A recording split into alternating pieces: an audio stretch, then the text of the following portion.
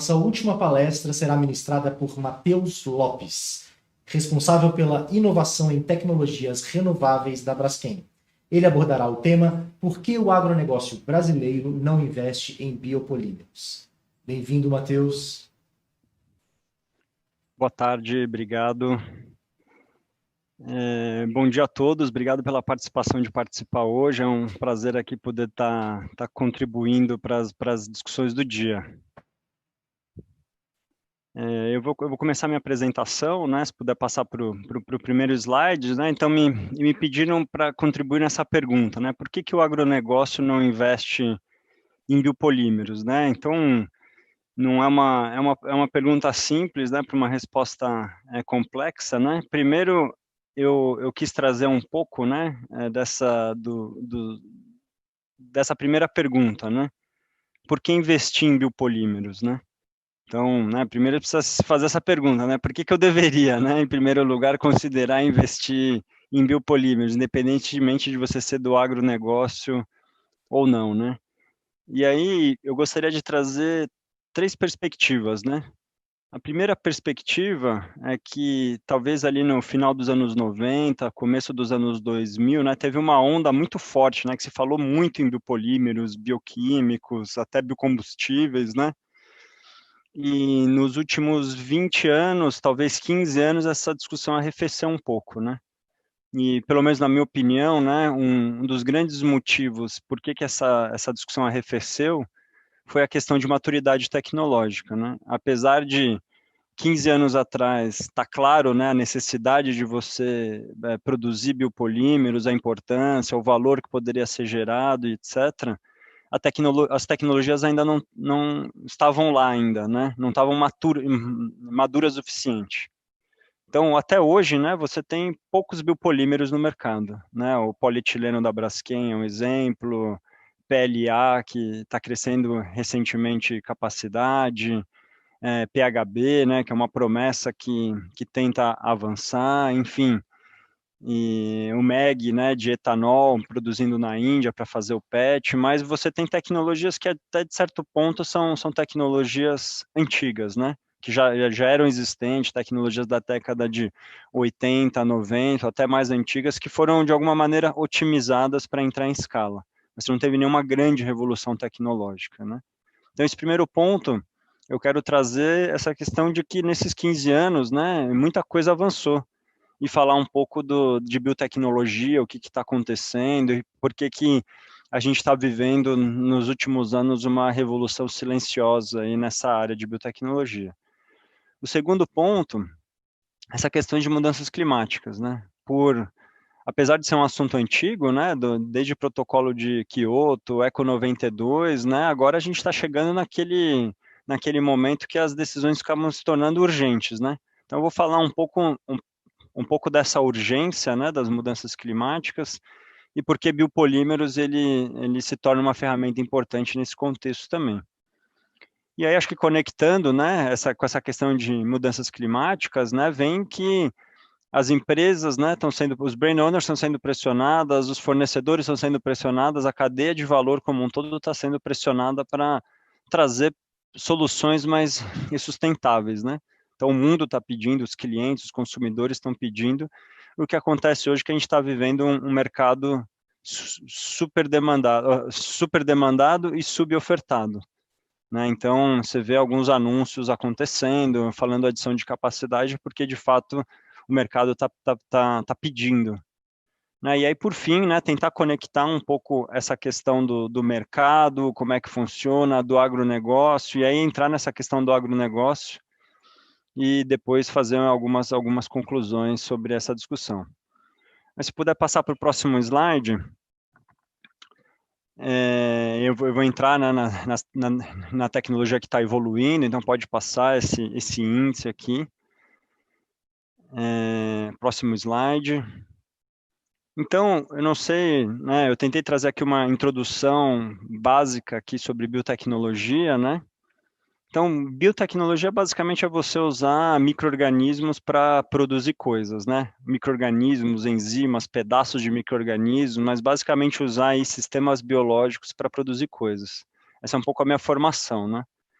Então, se você olhar um processo clássico, né, de biotecnologia industrial, você tem, né, um recebimento de uma matéria-prima, de um açúcar, indo para uma planta de fermentação, aí naquele reator, né, naquele tanque, naquele fermentador, você vai ter um micro-organismo, por exemplo, uma levedura fazendo um produto químico, como um etanol.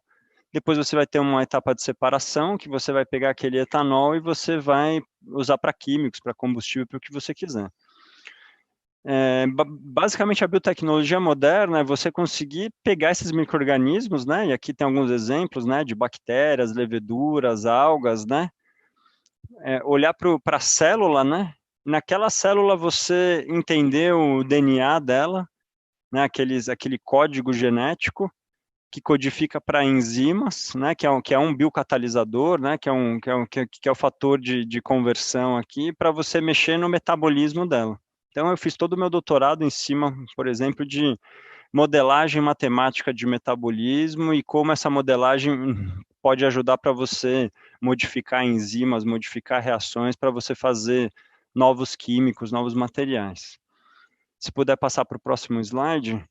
Então, basicamente, é um trabalho de laboratório, né? Então, aqui uma representação esquemática, né? Você imagina aqui que você tem uma levedura consumindo açúcar para produzir etanol, né? Que o triângulo laranja aqui é etanol. E aí você tem algum subproduto aqui desse processo, que seria esse quadradinho laranja.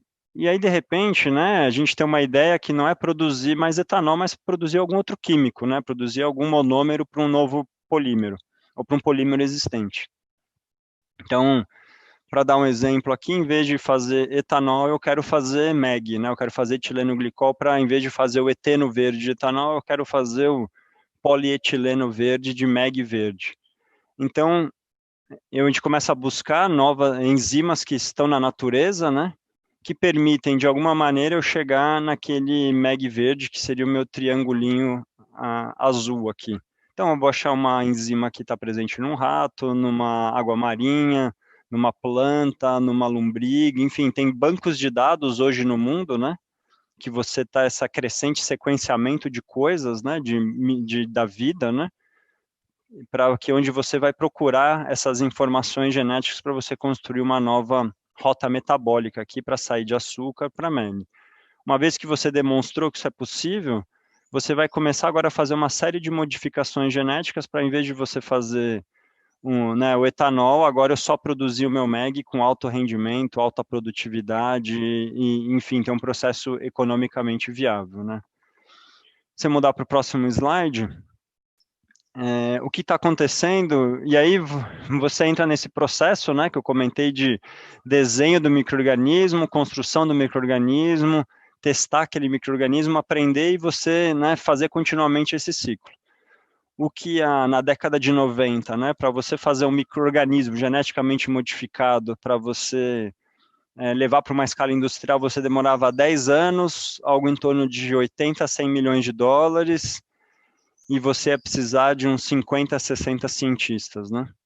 Hoje, você faz um projeto desses de desconstruir um micro-organismo para produzir um químico, você vai demorar metade do tempo, né? Você vai demorar uns 4, 5 anos para ter um micro-organismo que você já consegue industrializar.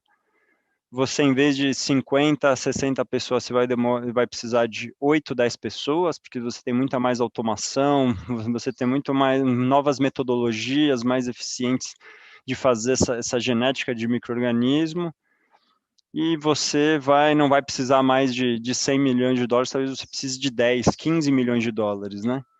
E isso a gente só está vendo essa ponta do iceberg, né? Se você passar para o próximo slide, tem uma série de tecnologias que estão vindo para disputar essa biotecnologia. Então, aqui é um pouco do laboratório da Braskem, né? Então, hoje a Braskem tem um laboratório focado em biotecnologia industrial, desde de 2007, um laboratório aí de 800 e poucos metros quadrados, 40 pesquisadores, que a gente faz desde da purificação da enzima, a engenharia genética, a engenharia de proteínas, numa plataforma automatizada para desenvolver novas enzimas, desenvolver novos micro-organismos para explorar né, esse potencial da biodiversidade para produzir novos químicos, ou químicos renováveis, ou materiais, biopolímeros existentes, enfim, expandir esse portfólio da Braskem de soluções sustentáveis. Passando para o próximo slide, e o que a gente está vendo hoje muito de perto, né, trabalhando lá no laboratório, é que, no fundo, assim, aquela slide, né, anterior que eu coloquei, que mostra um ponto de vista muito simples, né, do que é a engenharia metabólica, que isso, na verdade, é muito complexo, né? No fundo, aqui, a gente está mexendo com uma célula viva, né? Então, você está mexendo com a complexidade de várias coisas, né? Então, você tem o nível do DNA, das informações que estão no genoma, aquele genoma está produzindo RNAs, que são o transcriptoma, esses RNAs estão produzindo proteínas, essas enzimas, né, que são proteínas, estão fazendo a conversão do açúcar em dezenas de milhares de intermediários químicos que vai fazer a célula da membrana, que vai fazer, aliás, a membrana da célula, que vai fazer o citoplasma, vai fazer o DNA. Então, à medida que a gente está produzindo coisas, a célula está se multiplicando, ela está vivendo, ela está se adaptando. Então, você conseguir controlar, né, essa célula, essa levedura, para fazer aquilo exatamente do que você quer na produtividade, né, com um efeito, ainda é um desafio. Por isso que ainda demora 5 anos, 10 pessoas envolvidas, um projeto de dezenas de milhões de dólares, né? Indo para o próximo slide. E você, né, aqui, a gente aqui está trabalhando nesse nível, né, de moléculas e células, mas ao mesmo tempo você ainda pode ter níveis hierárquicos ainda muito maiores, né? Então, quem trabalha com cana geneticamente modificado ou com milho geneticamente modificado está não só gerando uma célula, mas está entendendo a complexidade dessa célula no organismo inteiro. Hoje tem essa discussão e essa mega trend de carne de laboratório, né? Então, aqui você está gerando um tecido que tem vários tipos de célula, né? Uma célula muscular, uma célula enfim, parênquima e etc. Né? E à medida que a gente vai aumentando esse nível de complexidade, o nível de informação e o nível de dados que você começa a obter, ele vai aumentando drasticamente. Então, se passar para o próximo slide, então, hoje, basicamente, o que a gente está vendo é esse aqui à direita, né, esse nível de informação biológica que está sendo gerado está aumentando drasticamente, está um nível de informação que está sendo gerado. Aqui você tem a redução do custo para gerar essa informação biológica, né? Então, o custo de sequenciamento reduzindo drasticamente, o custo de síntese de DNA caindo drasticamente, né? Até mais rápido do que aquelas curvas de Moore, né? E aqui, por outro lado, o nosso aumento de poder computacional aumentando também drasticamente. Se passar para o próximo slide, né? Então, a combinação disso, né? De várias capabilities que a gente está desenvolvendo ao longo desses últimos 10, 15 anos, que nem eu falei, depois daquela primeira hype de biopolímeros, está possibilitando a gente fazer coisas que a gente não conseguia fazer antes, e com certeza daqui a 10 anos isso ainda vai estar muito mais avançado. Então, hoje a gente tem, né, foi o último prêmio Nobel de Química para o CRISPR, para fazer edição de genoma. A gente tem esse entendimento, né, de biologia de sistema cada vez mais aguçado de como que esses sistemas biológicos funcionam. A gente tem uma parte de automação muito forte, né, para fazer esses micro-organismos geneticamente modificados, essas enzimas, utilização de Big Data para conseguir entender, né, a complexidade dessas informações, machine learning, inteligência artificial. Isso tudo basicamente combina numa habilidade de você engenheirar esse sistema de uma maneira mais eficiente. Então, passando para o próximo slide, a gente está vendo isso, nessa revolução acontecer, não só em biomateriais, né, que seria a última camada aqui, mas a gente está vendo essa revolução acontecer em químicos, na agricultura, com biopesticidas, biofertilizantes, microbioma, e também na alimentação, como eu já comentei, proteínas alternativas, etc. Então, aqui é só para dar uma ideia de como cada vez mais a biotecnologia vai ser uma tecnologia pervasiva em quase todos os setores, né? Então, aqui é um relatório da McKinsey, que lançou recentemente, chamado BioRevolution, que estima que 60% dos physical inputs hoje que tem no mundo vão ser produzidos por biotecnologia até 2050. Assim, tá aí já, né? Então a gente está vendo essas revoluções, por exemplo, já acontecendo agora. Isso que está vendo na agricultura já é realidade, em alimentação, a Braskem acredita que isso vai acontecer também em biomateriais e de alguma maneira a gente vai estar liderando essa onda aqui. Indo para o próximo slide, então fechando essa parte tecnológica, né? Então se há 10 anos atrás, né, isso não estava maduro, isso está ficando cada vez mais maduro, né? E acho que nos próximos 10 anos a gente vai ver esses projetos começaram a ser feitos 5, 4 anos atrás, entrando em escala industrial, produção e etc. Né? Então tem muita coisa por vir, né? Hoje a Braskem, para ter um exemplo, tem um projeto de Biomeg, né, que ele é público, que está em escala demo, a gente já está operando essa escala de demonstração há 1 ano e meio. Então a gente espera ter novidades aí de novos químicos que a gente vai colocar e a gente tem um portfólio de produtos também no pipeline que ainda não são públicos, mas são portfólios bem robustos para novos materiais. Indo para a questão de mudanças climáticas, que é uma outra dimensão importante, né? Se puder passar o slide, a gente tem esse desafio, né? Então esse slide eu vou passar rapidamente, né? Mas aqui basicamente, né, para dar essa impressão onde a gente está hoje, né? Então a gente está no comecinho dessa curva que a gente emite em média 40 a 50 gigatoneladas de carbono por ano. E basicamente, se a gente não fizer nada, né, com o aumento da população, a gente vai chegar nesse aumento de temperatura de 4 graus. Hoje, a gente já tem políticas públicas, né, e policies aí em andamento, né, se a gente só fizer o que está hoje no papel, a gente chegaria em 3. Se a gente tiver sucesso em avançar no Acordo de Paris com os pledges que tem hoje, né, com os compromissos que os países colocaram no Acordo de Paris, a gente chega a 2,5, mas de fato o nosso objetivo, né, o objetivo que a ciência diz, deveria a gente ficar abaixo de 1,5. Ou seja, a gente não só tem que neutralizar todas as emissões, mas fazer isso rápido e chegar em carbono negativo também, e lá por volta de 2100, para retirar carbono da atmosfera. Se puder passar para o próximo slide, isso basicamente indica, né, que a gente não vai conseguir chegar nesse 1,5, né, o mundo não está conseguindo avançar nessas discussões na velocidade que deveria, e que a gente vai ter esse overshooting de temperatura, ou seja, a gente vai passar do 1,5, vai subir a temperatura a mais do que 1,5 e a gente vai ter que tirar carbono da atmosfera. E hoje tem poucas tecnologias para tirar carbono da atmosfera. A gente pode passar para o próximo slide. E aí, essa questão do overshoot, né, que está relacionado com o nosso orçamento de carbono, né, então a gente tem um orçamento de carbono até chegar nesse 1,5, que se a gente tiver a meta de 1,5, quer dizer que se a gente continuar mantendo as nossas emissões como elas estão hoje, em 2028, a gente já esgotou o nosso orçamento de carbono, ou seja, a gente tem mais 300 gigatones de toneladas para emitir, ou seja, mais 8 anos aí pela frente. Se a gente falar em 2, a gente tem mais 15 anos.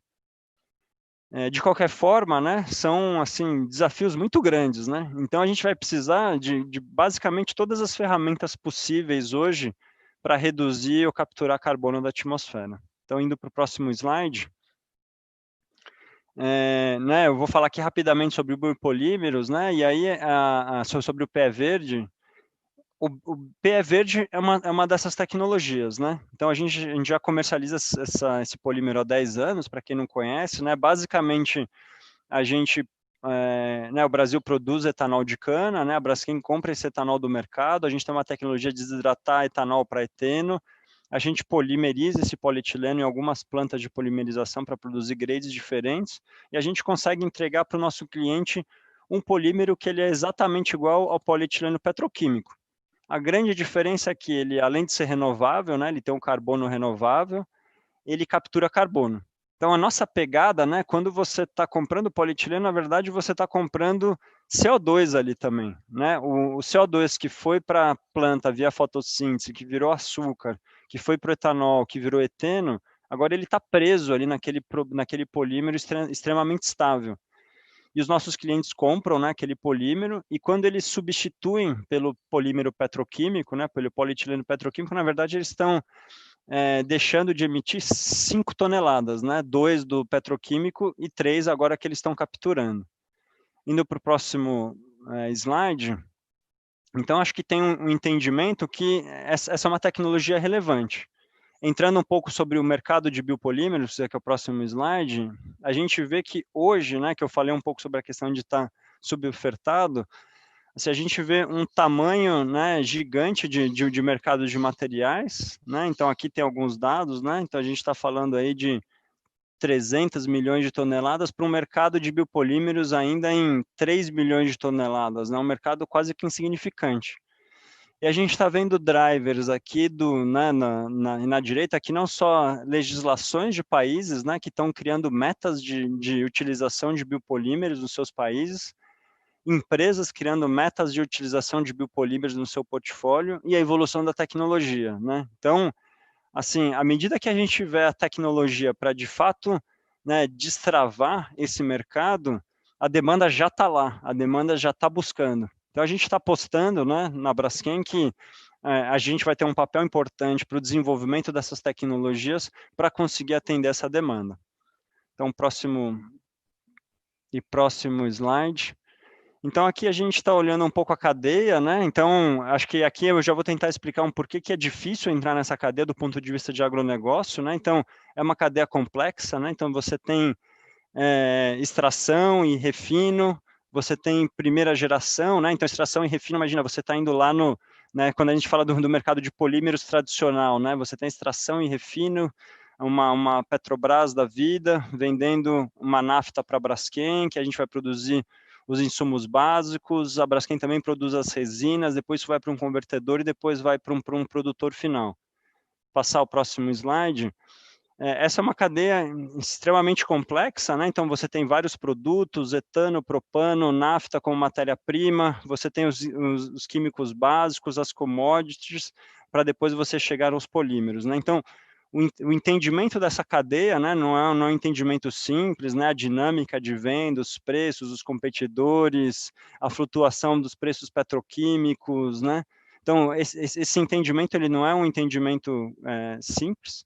Passando para o próximo slide, a gente tem uma questão também de, né, que essa cadeia ela vai se capilarizando, né? Então, eu comecei ali no eteno, propeno, butadieno, mas se você olhar, tem inúmeros, né, químicos que são feitos a partir desses insumos básicos que podem gerar novos polímeros, né? Podem gerar materiais ali, né? Então, por exemplo, fenol é uma matéria-prima para polímeros, polipropileno, butadieno para fazer borracha, e etc. Então, cada mercado nisso são aspectos de mercado bem particulares, indo para o próximo slide.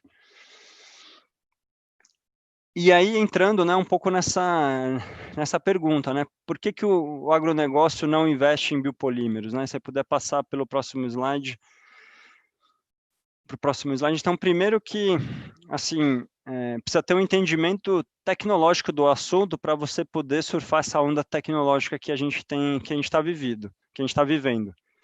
Então, quando você olha para o agronegócio americano, né? Então você tem empresas como Cargill, ADM e etc. que tem investimentos pesados em biotecnologia, né? Laboratório de biotecnologia, estão atuando em biotecnologia não só para biopolímeros, mas para melhorar a agricultura, proteínas alternativas, agroquímicos.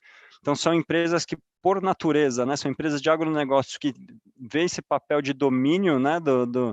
Das tecnologias de biotecnologia.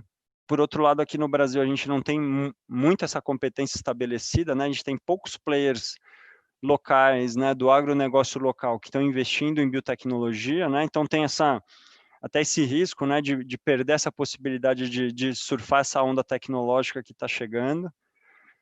É uma cadeia de valor complexa, né? Então, né, para o agronegócio sair de uma visão de venda de produtos agrícolas para entrar numa visão de química, né? Ele precisa se capacitar, ele precisa contratar pessoas ou fazer parcerias, né? Sair talvez de uma zona de conforto e que não é fácil de sair, né? A mesma coisa para uma empresa petroquímica começar a entrar no agronegócio também não é algo fácil.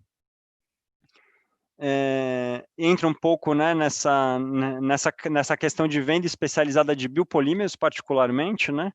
Então, uma coisa que a gente aprendeu que a venda do biopolímero, ela é diferente da venda do polímero petroquímico. Então, a gente está falando de entender análise de ciclo de vida, a gente está falando de certificações específicas, de clientes específicos, conseguir enxergar esses nichos de mercado que valorizam esse produto, conseguir prêmios e margens melhores. Então, além de ser uma cadeia de valor diferente do agronegócio, ainda tem complexidades próprias da produção de biopolímeros. Acho que o terceiro ponto que eu tentei trazer também foi um pouco essa questão de competências, né? Então, não só da questão de biotecnologia, que são de competências de processos fermentativos, de processos industriais, mais focado com engenharia química, né, do que processos agrícolas, né? Então, tem uma questão de desenvolvimento de competências grandes da parte técnica e da parte comercial também, né? Entender preços de petróleo, como é que o polímero petroquímico se comporta, o químico petroquímico se comporta. E, por último, essa questão também que é dependente de grandes escalas e altos investimentos. Então, de alguma maneira, né, isso também é uma barreira de entrada, né? Para você entrar num negócio desse, né, para dar o exemplo do Eteno Verde da Braskem, foi um investimento de 290 milhões de dólares para uma planta de 200 mil toneladas de eteno verde, né? Se você não tem, né, essas três competências aqui acima bem afiadas, né? Se você não entende de tecnologia, se você não entende da cadeia de valor, se você não tem as competências necessárias, dificilmente você vai fazer um investimento desse com essa escala, né? Que por natureza já é arriscado, né? Colocando esse conjunto, né, não é um caminho fácil, né, um caminho que a própria Braskem vem trilhando aí nos últimos 10 anos e que a gente ainda acha que vai colher os frutos aí dessas tecnologias que a gente está desenvolvendo. Indo para o slide final, né, talvez uma conclusão, né, que indo para o próximo slide, que no fundo, assim, né, talvez uma mensagem aqui, né, para quem é do setor agro ou do setor petroquímico que está querendo entrar nessa área, essa necessidade de parcerias, né? Então, cada vez mais, né, os modelos de inovação estão mudando, né? Não necessariamente você precisa ter todas essas competências internamente, apesar de eu acreditar que é importante você ter competências internas para poder tomar boas decisões. Você pode ter parcerias com empresas que têm, né, essas competências de biotecnologia, você pode ter um modelo de investimento em startups, você pode ter vários modelos de inovação aberta ou de parcerias que podem ajudar pelo menos começar a trilhar esse caminho, né? Então, eu acho que cada vez mais, né, como essas indústrias estão ficando cada vez mais dinâmicas, esses mercados cada vez mais dinâmicos, acho que cada vez mais a gente tem observado parcerias como sendo um driver importante para a inovação em novas áreas e novos segmentos. Era isso que eu tinha para apresentar para hoje. Agradeço bastante, então também estou à disposição para perguntas e respostas, que eu sei que vai vir por e-mail depois, mas de qualquer forma foi um prazer participar aqui na discussão de hoje. A gente vai seguir nossa programação com um debate para entender por que os biopolímeros não deslancharam. A economia circular pode virar este jogo? Os nossos debatedores são Eide Garcia, diretor-geral América do Sul da Borealis, e Kim Burtenstein Fabri, presidente da ERT, Earth Renewable Technologies. Vamos esperar um pouquinho para os debatedores poderem entrar aqui na nossa tela. Sejam bem-vindos. São muito bem-vindos. Como vocês já estão na tela. Olá, boa tarde. Gabriel. Boa tarde a todos. Boa tarde, Kim. Boa tarde a todos. Boa tarde. Nós vamos começar esse debate com uma questão que vai ser colocada para vocês, que é: a Borealis começou a produzir na Bélgica o PP de fonte renovável, no caso, resíduos de cadeias industriais. Por que a empresa não optou até o momento por seguir a rota das fontes renováveis provenientes da agricultura para produzir biopoliolefinas? Bom, acho que o lançamento feito em março desse ano pela Borealis de utilizar propeno da biorefinaria da Neste para abastecer nossas plantas da Bélgica e, a partir de então, produzir propileno e polipropileno, e a decisão de usar uma cadeia de subprodutos e resíduos industriais e também da recoleção de óleo de cozinha, que acontece muito fortemente na Europa, vem principalmente do objetivo de não competir com fonte de alimento. A Europa tem isso muito, muito forte, ou seja, a lei de segurança alimentar dos países europeus ela é algo muito forte, e tanto que quando o etanol deu um boom no Brasil como combustível, a Europa foi uma das grandes combatentes a isso, porque ela era contra em ter um produto que poderia ser destinado à alimentação do mundo a ser então utilizado como combustível para as pessoas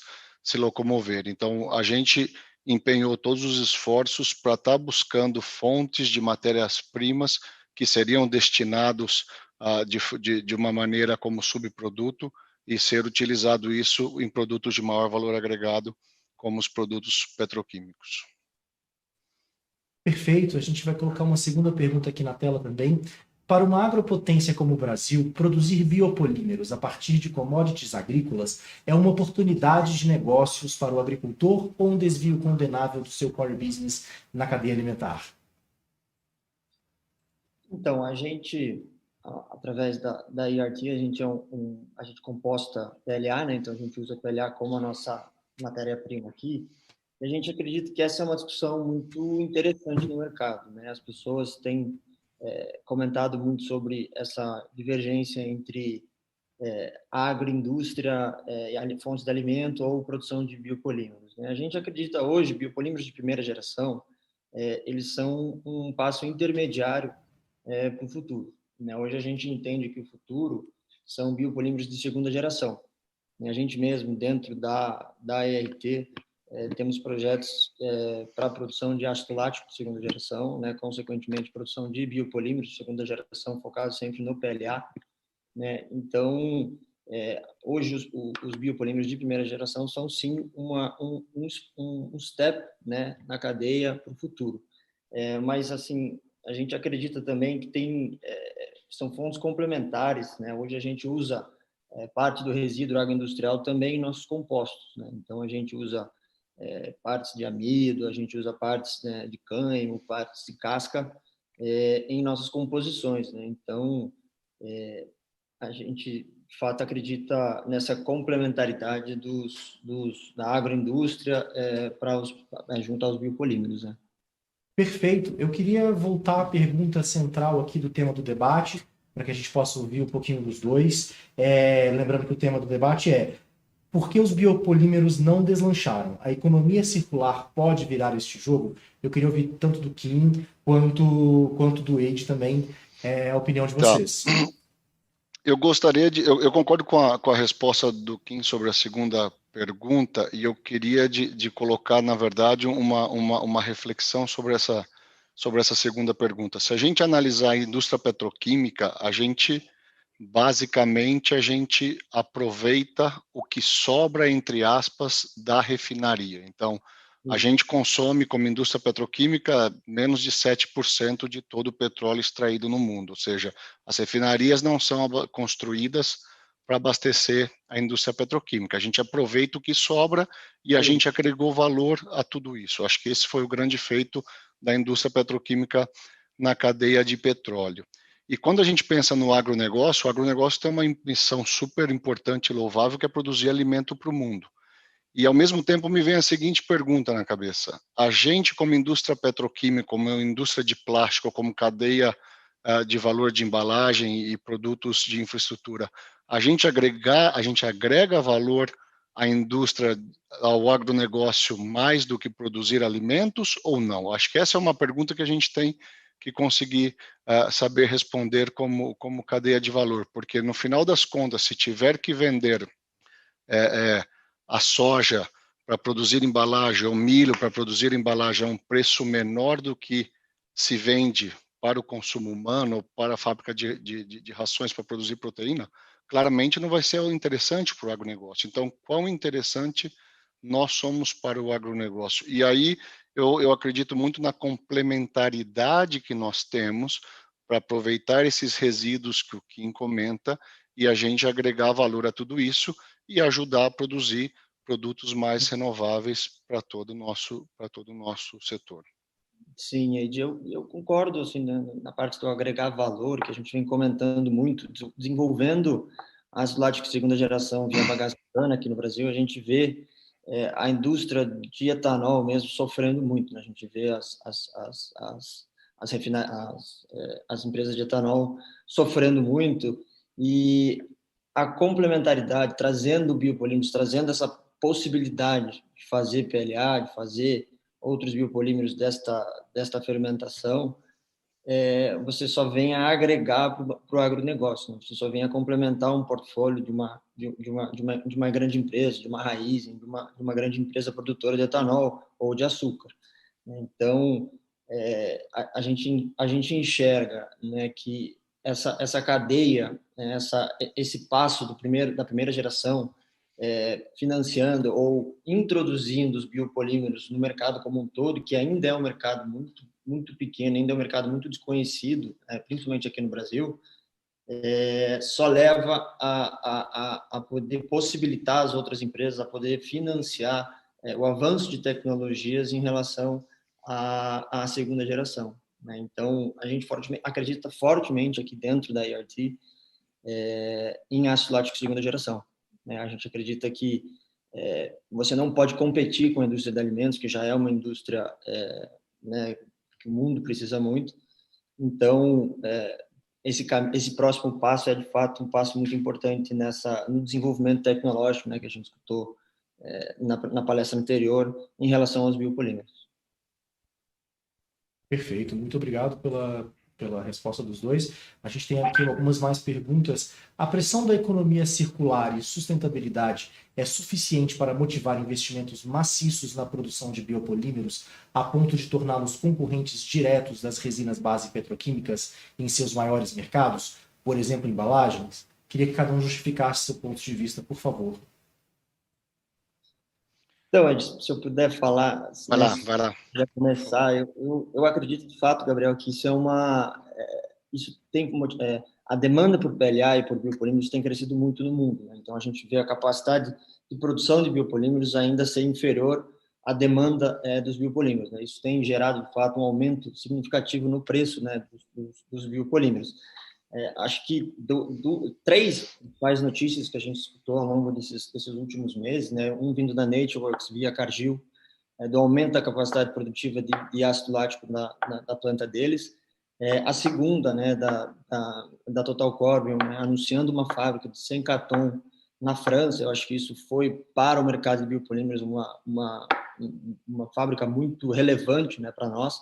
E agora, recentemente, semana passada, né, o IPO da Danimer, né, a Danimer Scientific produz PHA, né, eles são a primeira empresa a produzir PHA nos Estados Unidos. Eles levantaram um IPO, estão no processo de levantar um IPO de 890 milhões. Então, isso demonstra que o mercado está muito receptivo a essa nova tecnologias, esses biopolímeros, né? Demonstra um apetite muito muito grande para essas novas empresas de biopolímeros, né?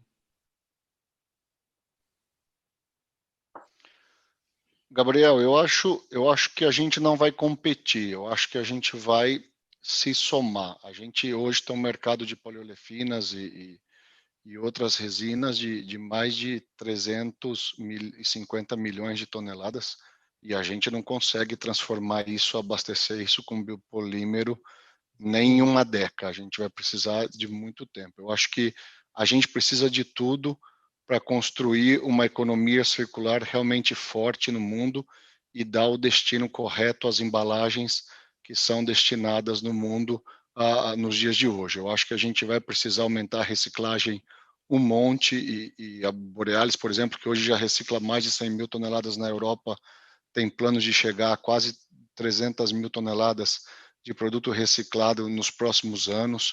A gente vai ter que buscar fonte renovável para os nossos crackers, matéria-prima renovável. A gente vê todas as petroquímicas do mundo investindo em energia renovável para abastecer suas plantas, a parte de energia elétrica, fazendo contratos com fornecedores de energia solar, de energia eólica.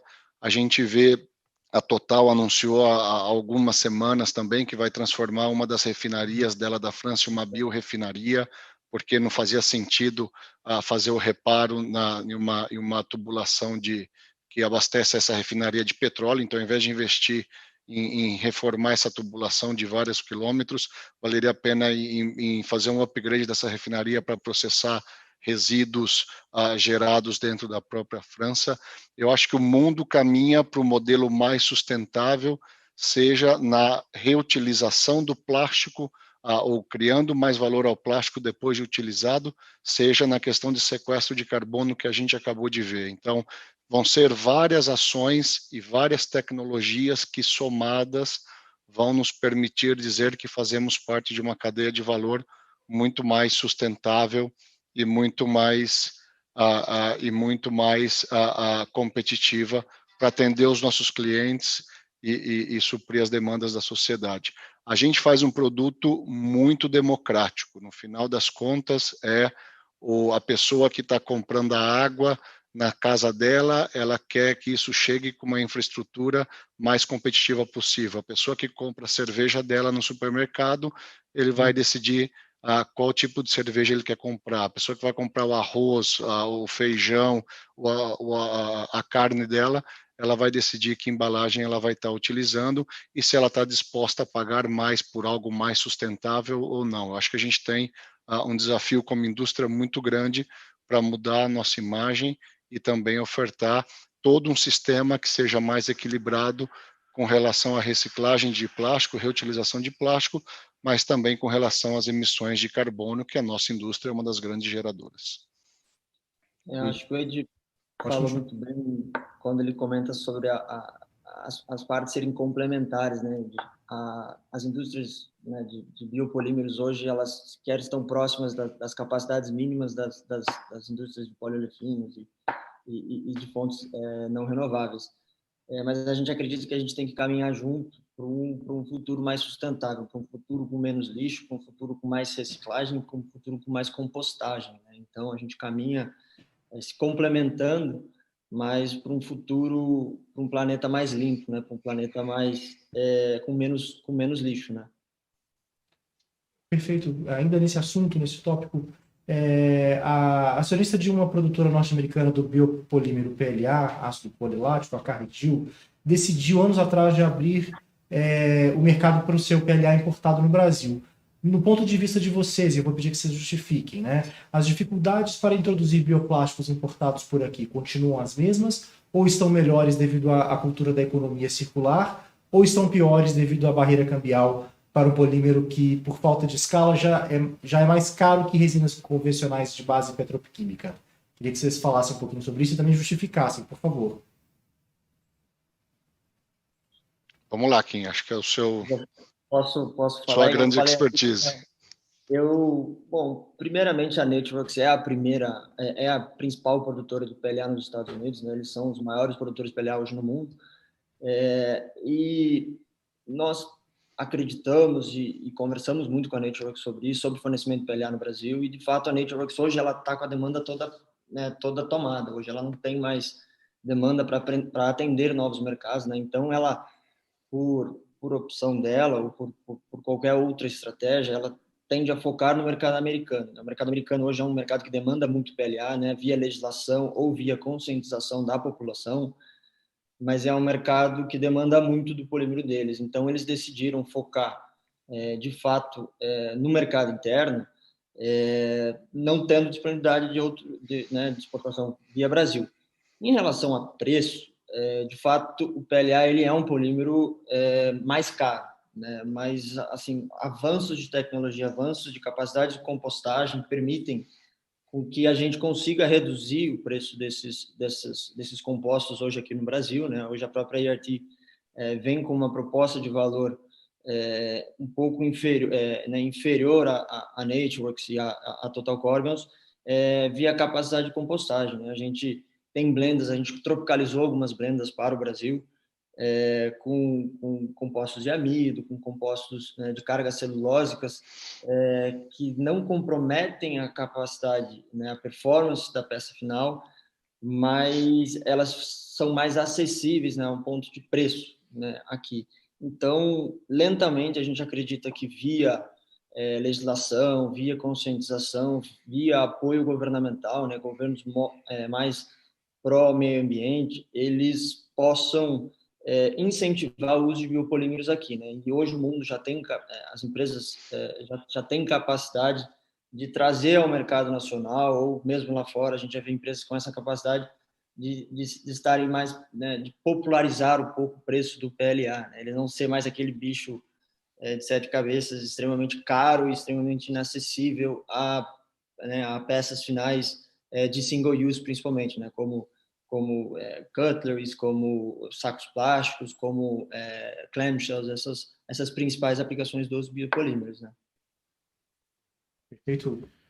Eide, você Eu acho que, sim, Gabriel, eu acho que hoje todas as portas estão abertas, muito mais do que há uma década atrás. Eu acho que hoje todos os convertedores têm uma pressão de seus clientes para trazer alternativas mais sustentáveis para as embalagens que eles estão comprando ou para os produtos que eles estão comprando, e isso acontece em todas as indústrias. O ponto é que também nós, como fornecedores, temos que oferecer soluções e mostrar isso para os nossos clientes. A gente tem um exemplo aqui na nossa fábrica de Itatiba, onde a gente faz compostos de polipropileno, onde a gente conseguiu lançar no mercado automotivo um composto de polipropileno com conteúdo de reciclado.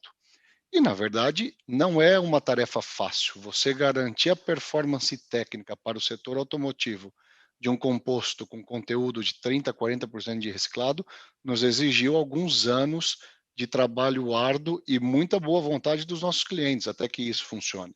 E teve clientes que a gente conseguiu aprovar e outros clientes a gente não conseguiu aprovar a mesma performance técnica. Então, o desafio que a gente tem, seja com material reciclado, seja com biopolímero, seja com material, com fonte renovável está mais fácil porque ele vai ter a mesma performance do material de fonte fóssil.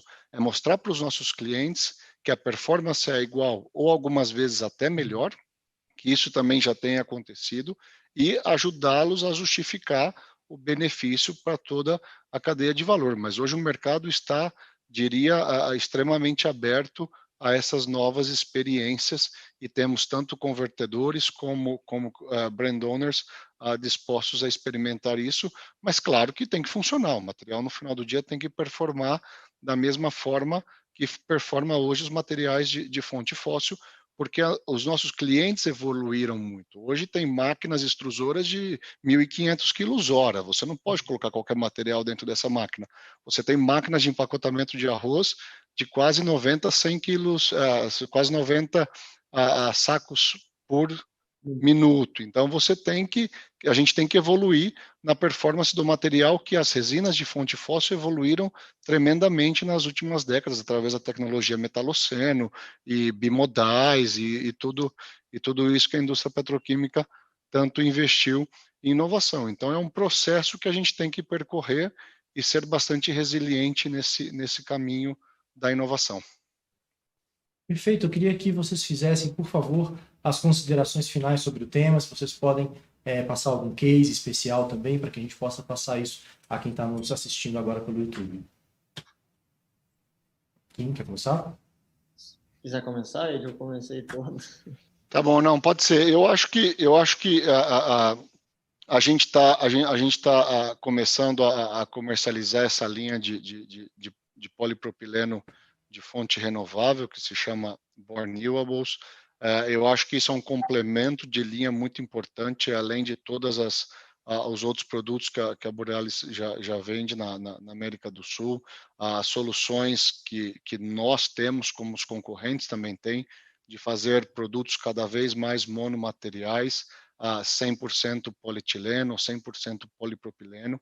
Eu acho que esse caminho de simplificação das estruturas é muito importante para que a gente possa produzir embalagens que mantenham a sua performance, ou produtos que mantenham a sua performance, mas que também facilite a cadeia de valor da reciclagem, trazendo produtos mais nobres para serem posteriormente reutilizados. Eu acho que é um dever de todos nós da cadeia a fomentar e fortalecer a economia circular a cada dia que fazemos negócios nos nossos países.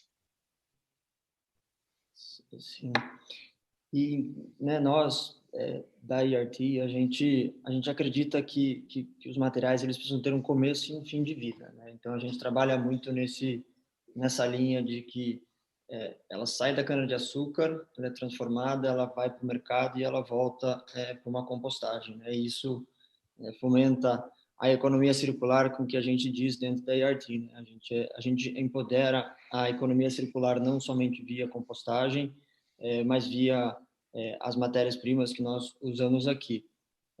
A gente, na IRT, a gente acredita muito no mercado de biopolímeros como um mercado complementar ao mundo dos plásticos, mas é um caminho sem volta, né? Eu acho que cada vez mais a gente vê demandas dos brand owners, a gente vê comprometimentos de países, a gente vê comprometimentos de empresas para atingirem metas de sustentabilidade nos próximos anos, mas fortemente pushed by o mercado consumidor, né? O mercado consumidor hoje ele não tolera mais, né? O nosso meio ambiente não tolera mais soluções que não beneficiem, né, um futuro melhor para nós, né? Então a gente trabalha fortemente em tentar trazer esses biopolímeros para o mercado, mas de formas acessíveis, né? A preços acessíveis, nas capacidades de performance aceitáveis pelos nossos convertedores e pelos nossos clientes finais. Então a gente acredita que a tecnologia por si, ou o biopolímero por si, o discurso de sustentabilidade por si só, ele não se sustenta de pé, né? Ele precisa entregar performance, ele precisa entregar preço para poder, de fato, emplacar no mercado, de fato, ser alternativas, ser a solução para o nosso, né, para um mundo mais verde, né? Perfeito, muito obrigado, Kim, muito obrigado, Eide. Quero relembrar a todos que estão nos assistindo que as perguntas que estão sendo enviadas também pelo YouTube, nós vamos encaminhar a vocês dois, tá ok? Para que isso possa ser respondido posteriormente. Qualquer dúvida que a gente possa ter recebido, possa ser encaminhada a vocês. Muito obrigado pela presença aos dois. Muito obrigado. Tchau, tchau.